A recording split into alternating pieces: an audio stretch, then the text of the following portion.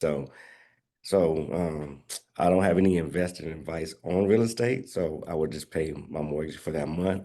Okay. And insurance, what I would do, um, pretty much check all bases level of my coverage from making sure I have enough life insurance for me, my kids, my family. Make sure all my property is thoroughly property covered with insurance. Because I hear they have the fires and everything shot up, and then I get the best coverage there.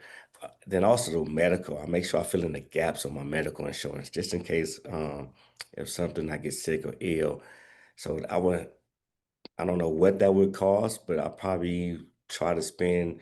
I think if go get like a term life at, let's say, a $2 million term life, might cost me $300 or whatever. And then if I go ahead and get the medical one and I upgrade to, like, I think it has different levels, right? You have the bronze, silver, gold, and then platinum, right? So I go to the platinum, which might cost me 2000 a month. Right. So now I got like 2,500 left to spend. I go ahead and get some probably the best dental vision coverage. And then also make sure my kids have the, plans for them, pretty much have them overload the IUL for my kids for it can grow for them like a supplement retirement plan. Mm. So I would maximize my $5,000 with throughout the broad using different plans of insurance and making sure I'm fully protected. And then I also go talk to somebody that's smarter than me and see what I'm missing in the insurance field and try to also get a gap that I probably didn't even think about since I have this extra funds. And then once we get into the stocks, and since I'm diversifying, since I already said I'm going to invest the 5,000 to NVIDIA, I will go ahead and still do the NVIDIA, put 5,000 there, let it sit and let it grow.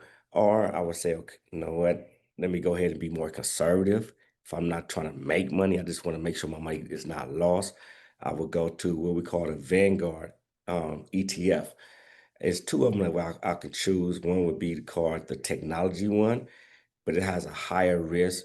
And that one we also gain at 23% interest per year. It has been showing. Or if I'm type of person saying I don't want to take any loss at all, I would go to the S&P 500 index funds ETF.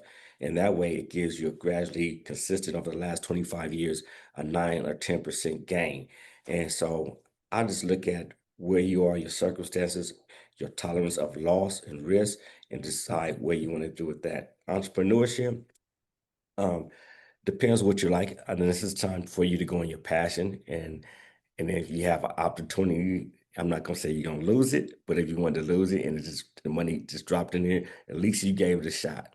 Whatever that passion is for you that you want to do and created a business, as it go into sales, or if you want to go ahead and you want to do a retail, or if you want to go ahead and open up a barbershop, whatever that is, that's the opportunity to do it now because this money is not affecting your household funds and it's not affecting what you normally bring in. So now is a chance to also go ahead and enjoy and treat yourself. So I would tap in all four of the rise, the real estate, insurance, stock market, then entrepreneurship, and those manners. And like I said again, this is why I'm here again, as far as we brainstorming the real estate. I can learn something.